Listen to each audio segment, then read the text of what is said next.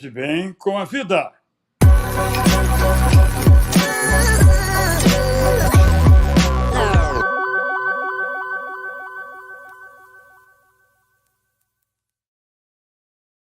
Olá, vamos hoje falar de um tema que é importante.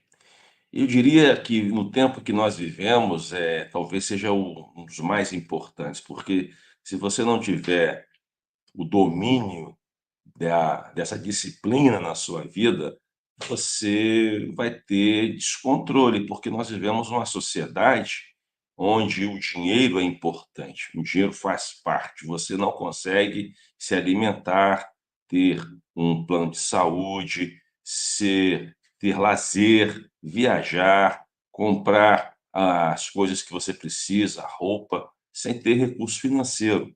E lidar com o recurso financeiro tem sido um grande desafio para boa parte dos cristãos. Estou falando nem do brasileiro comum, das pessoas que estão fora da igreja, que não têm interesse em cultivar a sua espiritualidade. Falando de cristãos, cristãos que vivem aí abarrotados, espremidos com os seus orçamentos, porque não conseguiram e não conseguem lidar com isso.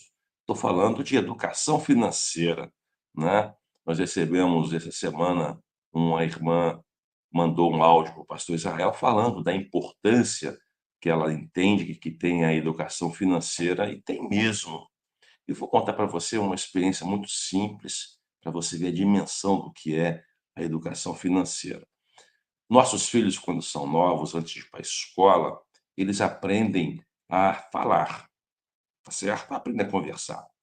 Nós ensinamos eles a conversarem, corrigimos até as palavras erradas, né. "Papai, eu fondo na casa da vovó". "Não, filhinho, não é eu fondo, papai, você foi", né. Então você vai corrigindo, mas ele vai na escola aprender a conjugar os verbos, né, fazer aquela leitura completa de gramatical da nossa língua, né. Ele vai entender de outras disciplinas, como educação, como geografia, história, matemática, depois, avançando com o tempo, vai aprender fazer os desenhozinhos antes, né, das letras, como é que junta, sílabas, e a sílaba tônica, então isso ele aprende na escola, é o processo formal de educação, né. Então aí ele está sendo formado na educação para que ele tenha o conhecimento e o domínio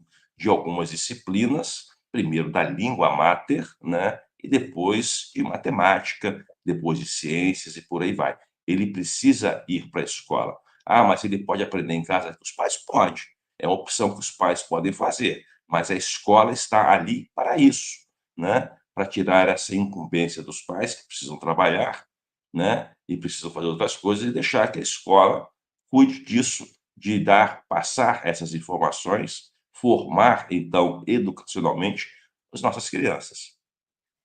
O que eu quero dizer com isso? Nós crescemos numa casa que nós sabemos que as contas são pagas, né? Nós sabemos que o dinheiro, que a comida entra em casa, nós sabemos que o gás que faz a comida é pago, nós sabemos que o médico que nós consultamos, pagamos antes o plano de saúde e essas coisas, mas o remédio que a gente toma, a gente compra ele com dinheiro, não é com um serviço. Não é, eu faço artes, então eu te dou um produto que eu produzo e eu pego. Não, esse tempo já passou há muito tempo, hoje é o dinheiro, né? E como é que você lida então com esse continente de necessidades, de trocas que você precisa comprar, né, adquirir com o dinheiro? Então você precisa de ter uma educação para lidar com isso, né? Então a educação financeira é a habilidade de você fazer a gestão adequada dos recursos financeiros. E se você não consegue ter isso, fazer isso, você vai ter dificuldades a vida inteira. Se você não principia isso na infância, como eu disse agora há pouco com os nossos filhos, que a gente ensina eles a conversarem, ensina eles a falarem, mas eles são plenamente formatados, vou usar essa expressão, mas não é como se fosse uma coisa mais na linguagem, na gramática, nas ciências, na matemática, na escola, né, que dá todo o ferramental, porque está preparado para aquilo, né? Então, na educação financeira, você é preparado para lidar com coisas que a gente acha que é simples, mas que não é, né?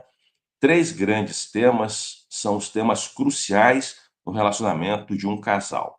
E o dinheiro é a principal, por incrível que pareça.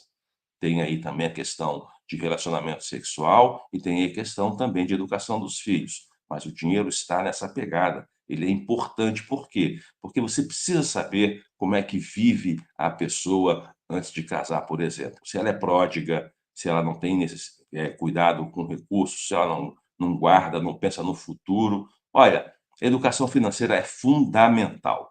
E ela se distingue porque a peça inicial, o pontapé inicial, para que você entenda o seguinte: dinheiro, eu preciso dele para comprar as coisas, para poder ter qualidade de vida, para poder me alimentar, para poder me divertir, para poder alimentar as crianças, é fundamental. E a peça inicial, para que você entenda, isso é o orçamento, né? O orçamento é a peça mais importante na vida financeira de uma pessoa. Repito, é o orçamento.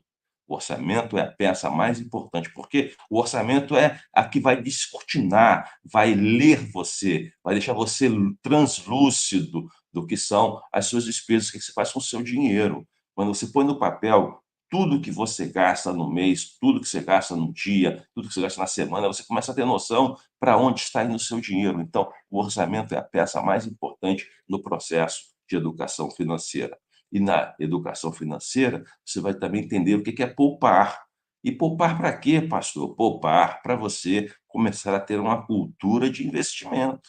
Você não pode investir sem antes poupar. Isso é uma lenda. Não existe investimento sadio se você não tem uma consciência de poupar. E o que é poupar, se não você ver onde está sendo desperdiçado recursos, recursos financeiros, por exemplo. E também, às vezes, nós desperdiçamos outras coisas mais, como comida, como energia, como água, como gás, né? E a gente vai não sabe, depois a gente vê, não tem um dinheiro, não deu para nada. Ora, não deu para nada porque você desperdiçou 30, 40% do seu recurso e não é necessário você jogar aquilo tudo fora. Então, o orçamento, você entende direito onde você está jogando, ou gastando, ou investindo, certo ou errado, o seu dinheiro, o seu recurso financeiro.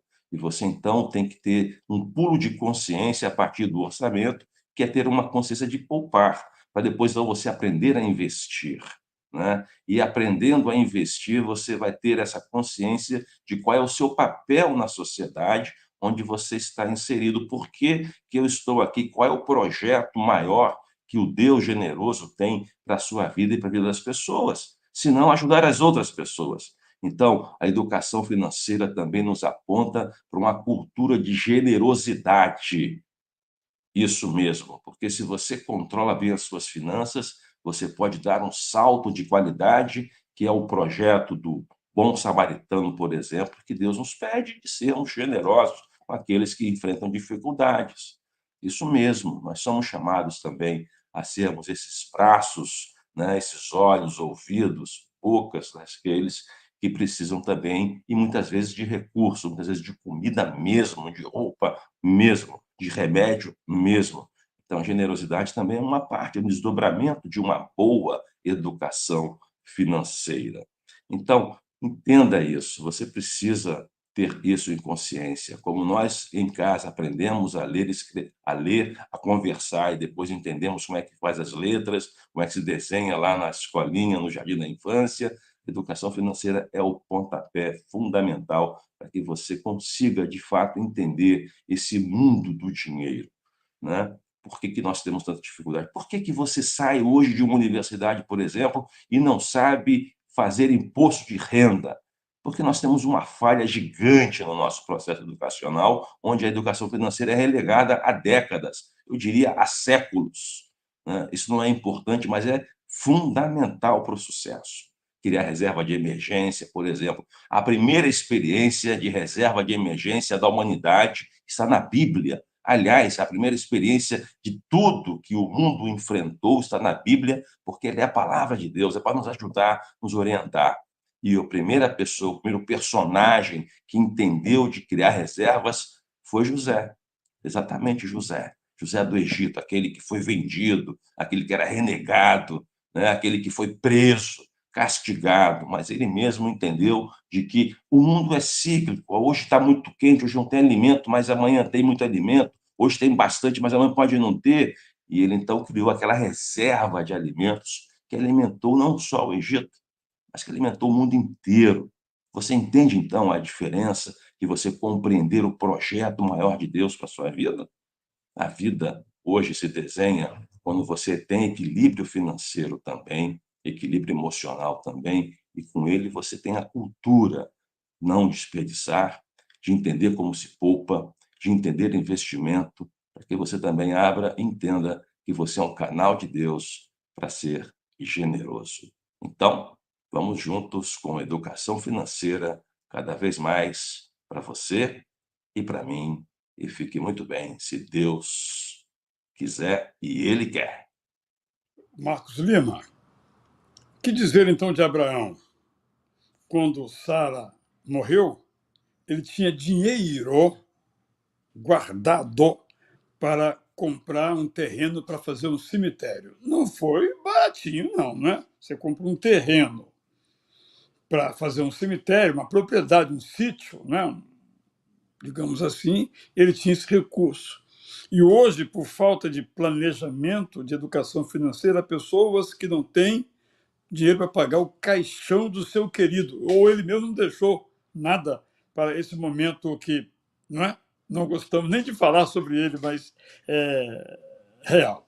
Agora, a Gilce Brito, Marcos, está dizendo que no tempo dela de ginásio, não sei em que século, tinha uma matéria chamada Ciências Contábeis. No ginásio, não peguei esse tempo, não. Mas que bacana, Gilson, saber disso. A Nívia pergunta se a reserva de emergência precisa ser 6 vezes o orçamento mensal. Eu diria o seguinte, essa é uma pergunta recorrente que a gente recebe e já mudou muito, gente. Quando você tinha um processo de profissional que era mais ou menos equilibrado, mais ou menos ajustado, você podia pensar o seguinte: eu estou desempregado hoje, ou resolvi sair hoje, eu tenho gordura para ficar 6 meses procurando emprego. O mundo mudou radicalmente, né? Hoje as tecnologias mudaram a forma de você ver o emprego. Você hoje tem que ser empregável, ter o maior número possível de informação, de entendimento de coisas. Agora tem a inteligência artificial. Então, eu digo para as pessoas o seguinte: trabalhe com 12 a 18 meses, né? Porque hoje tem pessoas que estão aí há 12 meses ainda procurando um espaço na sua área que ele domina, né? Então, é bom ter. Não temos que ter um valor fixo. Ah, tem que ser 6 meses, tem que ser 12, 18. Quanto mais você tiver, melhor. Porque é poupança para você mesmo, né? Agora, do ponto de vista das reservas, de fato, eu penso, já oriento hoje, mire no 12, mas busque os 18, né? Porque eu acho que aí você consegue estar tranquilo se algo acontecer subitamente na sua vida ou de um parente seu, porque se nós somos família, somos irmanados, o que acontece com um, acontece com a gente. Então, É isso, Rabi. Momentos com Cristo, compartilhando a graça de Deus. Mas antes, desculpe rapidinho aí, Rafael. A Gilce Brito, que foi entre 1968 e 71, um pouquinho depois do meu ginásio, mas eu fiz no Espírito Santo e no Rio de Janeiro. E talvez a Gilce esteja falando de São Paulo, né? Mas fica uma dica aí até para o Marcos depois pesquisar. Então tá ótimo. Vamos prosseguir. Então agora sim vamos à nossa vinheta para prosseguirmos. E Momentos com Cristo, compartilhando a graça de Deus.